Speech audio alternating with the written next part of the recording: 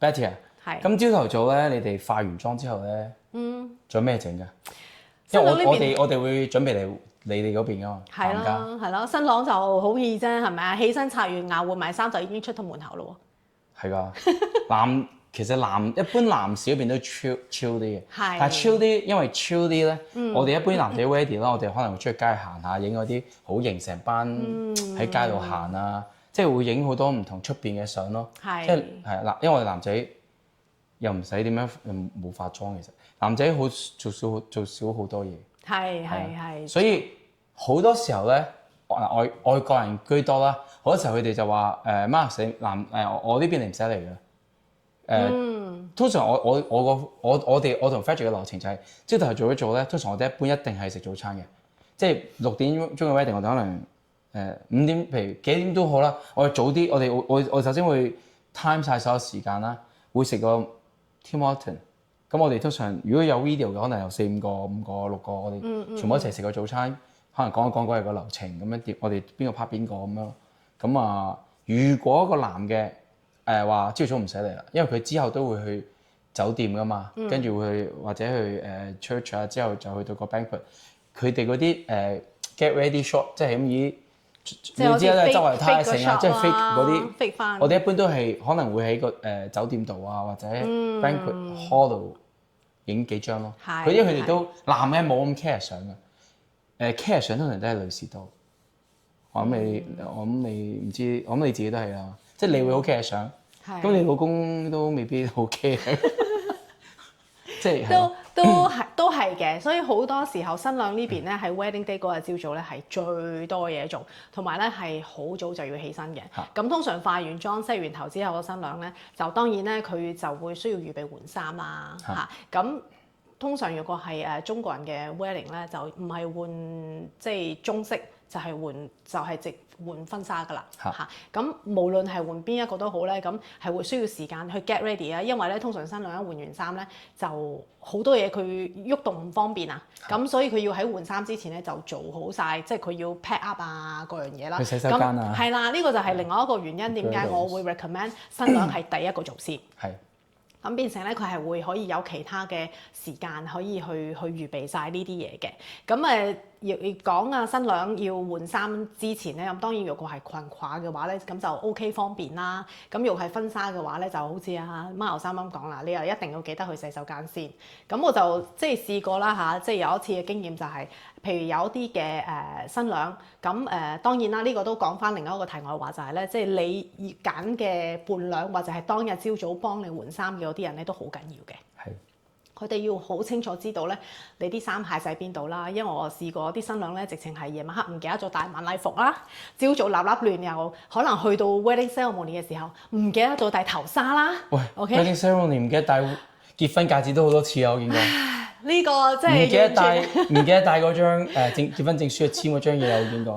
我相信呢個又係嘢都見過。係啊，我呢個我相信又係另一個非常之有趣嘅 topic 嚟㗎啦。OK，係啦，咁所以咧你揀嘢嘅伴娘咧就好緊要啦。呢個伴娘咧，除咗要同新娘之間嘅關係要好啦，同埋咧最緊要，我覺得啦嚇，我身為呢個 makeup artist 喺局外人啦，都叫做係。我係會覺得睇見有啲嘅伴娘咧係好 considerate 嗰啲咧嚇，咁佢就會真係可以好 take care 得到嗰個新娘。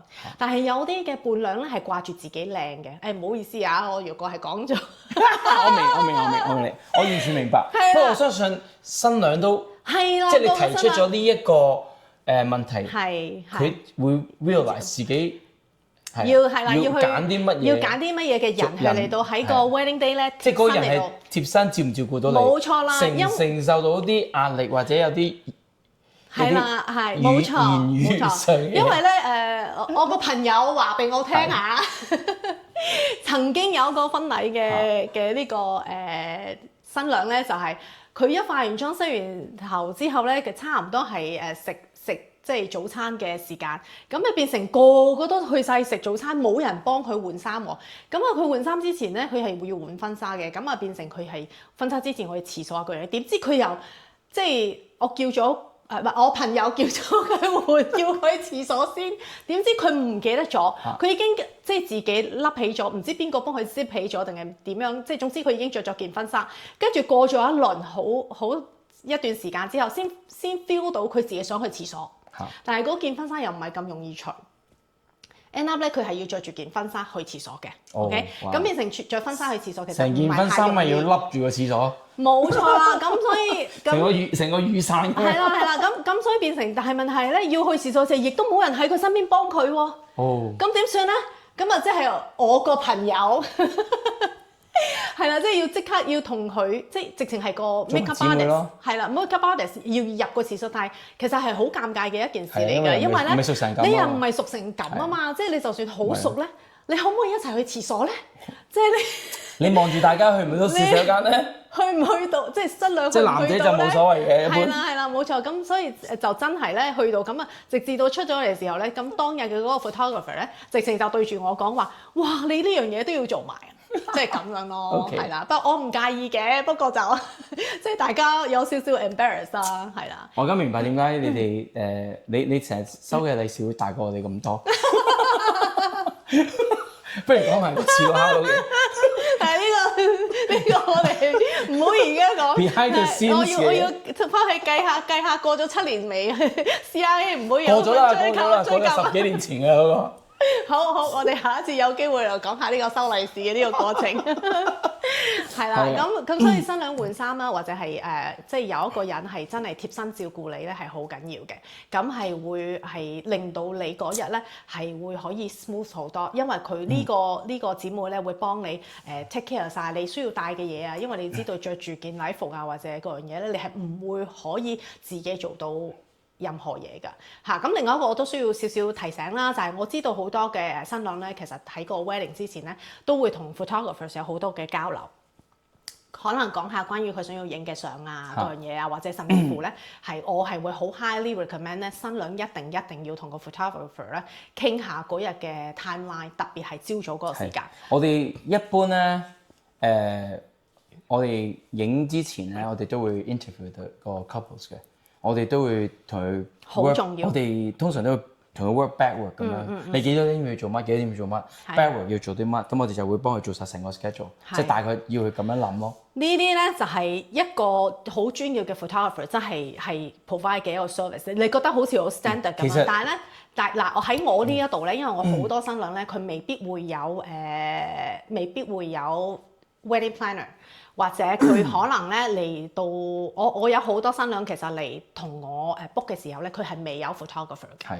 咁變成咧因為我自己咧喺其實做makeup 之前，我都做咗大概10年度嘅 event coordination 嘅。咁所以我係有呢個 background 嘅。咁我而家都有一啲嘅 event planning 嘅嘢做緊嘅，咁所以我係有呢一個 nature， 我去話俾個新娘聽個 timeline 好緊要，因為好多新娘咧會話俾我聽喎，佢話：哎呀 Betty 你10點半幫我化完晒妝，咁啊即係話咧我個charge 15分鐘車程㗎咋，我個婚禮咧11點鐘開始咁得㗎啦嗬，我話係冇可能嘅，即係10點半化完個妝咧，你個 wedding ceremony 11點鐘咧，你原本嘅車程15分鐘咧，你要知道新娘嗰一日做嘅每一件事，拉嘅嗰條拉鏈，唉，你問下 photographer 啦，要拉幾多次啊？我通常一次嘅，但係要慢慢拉。但係要加埋 videographer 就兩樣嘢啦。係啦，咁啊，所以 photographer 要拉一次啦 ，videographer 要拉一次啦，冇錯。跟住你仲要俾阿伴娘練習拉多次啦，係咪啊？咁所以咧，其實新娘嗰日朝早咧要做嘅嘢咧係所有嘢都係比較慢動作。同埋你係有好多嘢，你係冇辦法自己親自去做。其實個 planning 咧，我哋 interview 個 bride 同個 groom 嗰時候咧，呢啲通常都係 Frederick 做嘅，因為 Frederick 就好 detail 嘅所有嘢。咁佢就即係我哋會 go through 就係話，你今日應該要擺佢一張佢嘅相喺度。Frederick 呢度。咁咧，通常都會話你嗰日你哋幾點斟茶？係咪？喺邊度斟茶？朝頭早喺邊度？想邊度 meet up？你邊度化妝？跟住斟茶嘅時候，你幾多人？咁你斟茶去到 church 或者成有幾遠？要點樣？永遠佢哋個 planning 就10分鐘斟茶啦咁樣。咁但係你要知道，你斟幾多人？幾多人？係啊。佢話：哎呀，姨媽姑姐乜乜未知喎。平均一個斟茶平均我哋叫一個 unit 即係爹哋媽咪一個 unit 啫。舅父舅母一個 unit 咁嘛，一個 unit 你用幾多分鐘係咪先？跟住你加埋係冇可能有啲嘢。你淨係 arrange 佢哋快啲嚟斟茶嗰度嘅時間，唔係你諗咁話一坐低一幅唔冇咁快咯。同埋佢哋可能又會有好多我哋叫獎金獎品啦，係咪啊？即係珠寶首飾，有好多人會幫你帶啦。跟住之後可能你知道係啊，老人家即係你哋有時候要幫手啊，或者姊妹幫手。唔會嘅，要咁樣嘅。因為老人家如果老人家本身係年紀有翻咁上下，要戴老花眼鏡嗰類嘅。其實佢有時候幫你戴金額咧，好多時候唔小心會夾到你啦，冇辦法扣到啦，因為嗰啲真係好細個扣，即係嗰啲個處理方式，可能扣嚟扣好耐，成分鐘都唔得，就要叫姊妹幫手啦，咁樣係咪？跟住但係佢又唔止一對嘅喎，或者唔止一隻嘅喎，因為啲長者又會話：哎呀，呢個係三姨婆俾你㗎，呢個係六姨媽啊，咁樣可能又代替咗好多。其實嗰度可能分鐘。一個人用咗10分鐘都唔止，即係嗰啲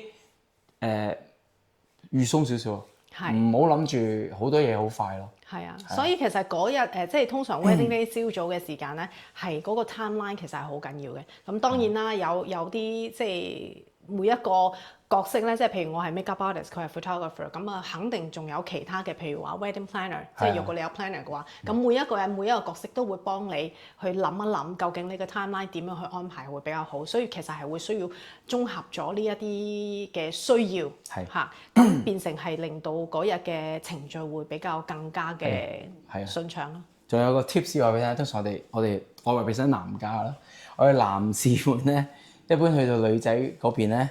啲女仔就話幾多點鐘到啊咁樣啊，我可以講大部分時候咧都會有 delay 嘅，delay 通常都係女士嘅。女士嗰邊話咩未 ready 咩未 ready，我哋喺出邊就玩啊等啊咁係咪？但係如果萬一話係我哋未 ready 嘅咧，好多時候就唔係真嘅，因為咧男士咧話哎呀好快啊就快啊，因為佢哋就係想縮短個遊戲嘅時間。原來係咁蠱惑嘅，絕對係，因為男仔要 ready 嘅嘢唔多嘅，係最多都係帶個花嘅啫，襟牌，即係唔係好多嘢咯。但係一般到咗通常我哋都話呢樣未得，嗰樣未得啊。冇錯，嗱男仔可以用呢招啊，如果女仔冇睇到嘅話，男仔通常都醒目嘅就會諗個機會去 delay。喂，好快啊嚟緊啦咁樣。係啊，因為好多時候如果睇時間話吉時嗰啲人咧，佢哋係唔會想遲噶嘛，咁啊直接將個玩遊戲縮短咗，係啊。好，咁啊即係話咧，新娘嗰邊咧，如果想要俾啲新郎有啲足夠嘅考驗咧，就要預鬆少少時間，係咪真係咁啊？唔知可能係。係啊，咁啊其實呢個真係都係好 interesting 啦。我哋 behind the scenes 咧，其實咧有好多你未到嗰日咧，真係唔會知道啊。就遊戲嗰方面咧，好多時候女仔玩嘅遊戲啦，可能為咗純粹搞笑啊，有啲係點樣折磨下佢哋啊，睇佢哋經唔經起嘅考驗啊，嗰啲嘅角度出發咯。但有時佢哋可能會冇諗到就係話有時啲天氣好熱啊，我試過天氣真係好熱，佢哋出邊着住嗰件衫咧，再玩再成咧，即係再可能又要跳啊，又跳繩啊，又唔知做好多嘢張相啊。有時候個考量就係話，如果天氣熱咧，佢哋成身濕晒㗎，熱到辛苦到，唔好話好似中暑咁。我試過，我攞住部相機，我都就嚟中暑啦。我見過有啲姊妹係幫啲弟兄團預備咗啲 bikini 㗎，你可以直情換上去咪得咯。不過啲 bikini 一定要記得加大碼，因為我哋見過嗰啲咧係要笠住喺嗰個 tuxedo 出邊咧係着唔到㗎，係啦。嗱，但係好多呢啲咁嘅玩嗰啲咧，我有啲係好誇張。我知道有一個 trick 咧，你係可以令到個新郎哥咧係冇得 say no， 你點樣 delay 咧都一定要照住做。係咩咧？就係我試過有一個 wedding 咧，係直情係個外父個外父出咗個考題。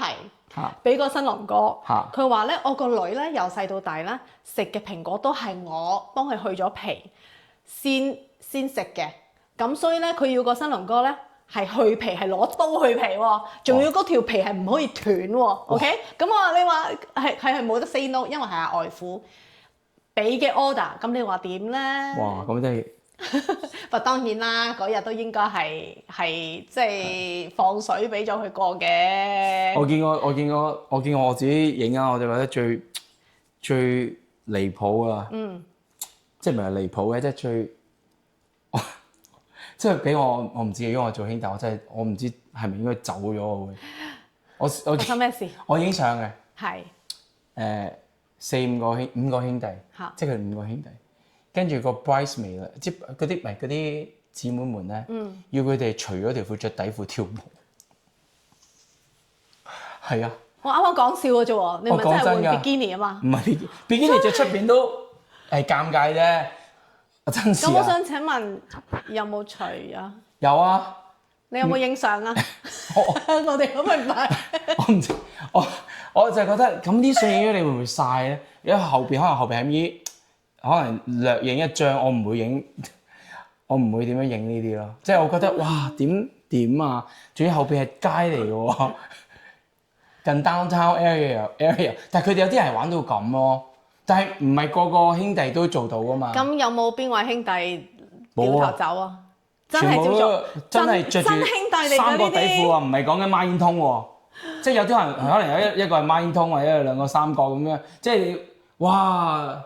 你講我真係諗，如果俾我真係做唔係個兄弟做到某一啲程度嘅嘢嘅喎，即係我會覺得，首先你嗰日條底褲靚唔靚咧？有啲又要含住隻襪，咁你隻襪有冇穿窿咧？我咩都見過，但係我有時候覺得有啲會唔會太過誇張咧？黐腳毛啊！你見得多啦。踢個波有冇邊個？如果你係呢一個嘅弟兄團，你會唔會仲留喺度咧？係咯，即係要你黐腳毛搣晒。黐腳毛都 OK，都 OK 啊，捅一下啫。但係有啲人，係我有啲人真係好多腳毛啊！一搣完之後，哇！跟住我見到成隻腳，即係四周係無神使可以淨冇晒，即係咩都有㗎。啊，有啲真係，但係同埋有啲咧，你個遊戲可以玩，但係有時即係個後果，即係好似等於我話影嗰個戒指要點小心咁樣，一跌咗點算咧咁樣。我見過有人要個男嘅，即係可能頂住一啲嘢喺上邊，再玩呼啦圈咁啊。但係呢啲係流體嘢嚟㗎嘛。係。你有冇諗過，如果佢為咗你玩呢個遊戲一倒瀉咗，全身佢嗰日嗰件 tuxedo全日就係污糟晒、濕晒咧？即係嗰類咯。即係有啲嘢要諗一諗清楚咯。咁啊，講翻嘅成個 wedding 裏邊咧，其實我相信咧，即係好多嘢個新郎同埋新娘佢哋都有 say 嘅，即係有得可以俾一個 guideline 框架係啦，俾一個框架，即係唔好有啲咁樣嘅即係意外啦，即係可能會令到唔開心。係啊，即係一件喜事嚟㗎嘛。我純粹係我覺得如果係添喜嘅笑下，大家開心下一件好事。係。我自己結婚嗰陣時，我都有俾咗一樣嘢係唔做得嘅嚇，因為我老公就係個胃係唔好嘅，所以我係講咗，唔係我係講咗係唔可以係食嘢嘅 game。OK 嚇，因為佢個胃唔好，咁我唔想佢嗰日係會成日都唔舒服。咁因為可能緊張或者你都已經會係啦，咁所以沙皮食得多嗰啲，所以我就淨係講咗話唔可以係食嘢嘅，飲嗰啲嘢核突到我都唔知點飲啊！即係我諗亂溝。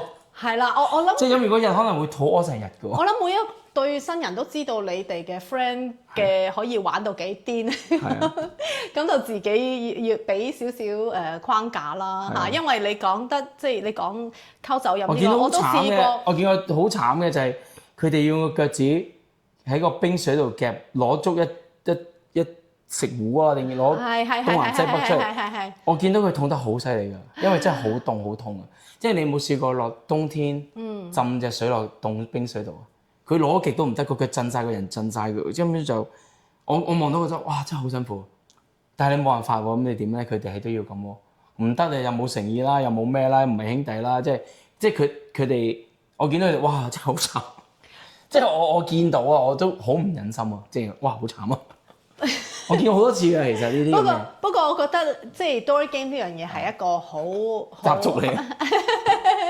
都係一個好玩嘅環節嚟嘅，只要大家將個 guideline set 得好啲，即係唔好有啲會有可能唔開心或者危險嘅事情發生。危險千祈唔好啊！係啦，咁就都會好好多咯。但係你啱啱講話溝酒嗰啲都係有㗎，即係有啲係夜晚黑真係啲夜晚黑嘅時候已經即係新人係冇辦法講到嘢清醒地送客。係啊，我都見過點送客啫，醉咗啊嘛！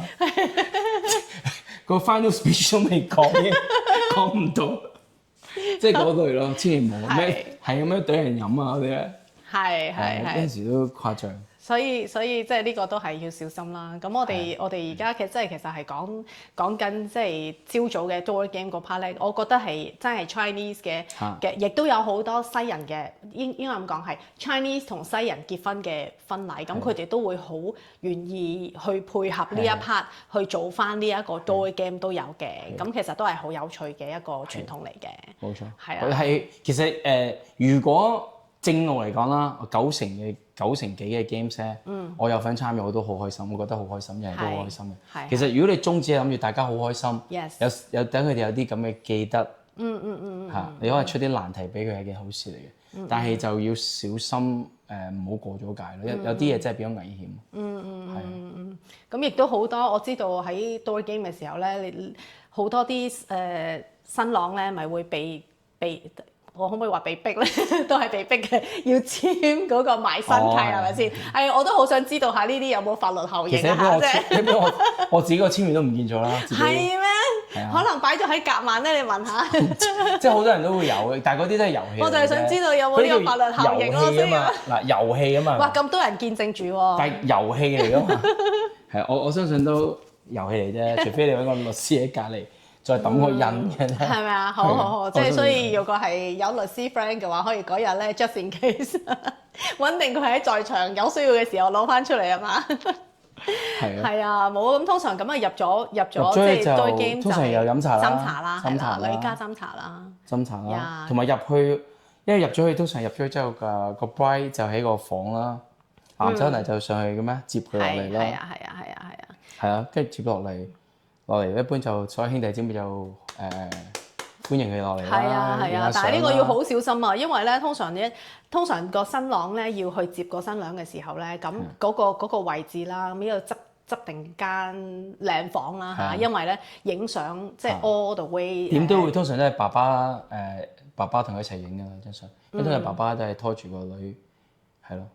新郎會入去見嗰個即係新娘㗎嘛，係咪？係嘛，所以變成嗰個都會跟住會影相咁樣。係啊，所以嗰間房嗰間房嘅 background 啦，啱啱之前即係有講過話，即係 photographer 中意啲 background 比較 clean 啲啦，因為你曬翻張相，你都想張相第時即係清，即係個 background 清地、整齊齊咁咯。咁當然亦都最好嗰間房咧係比較 open 少少啦，因為而家唔係講緊2個人入房啊，係講緊成村人一齊入房。一時嘅，即係有啲兄弟姊妹咧就喺下邊等，就唔上去。咁啊，你都有 photographer 啊、videographer 啊，即係嗰啲啦，即係都會有幾個人。係啊，所以比較有少少 open up 嘅 area 就會比較好啲咯。我同 Fred 就一般就係一個上去，一個喺下邊影咗落嚟。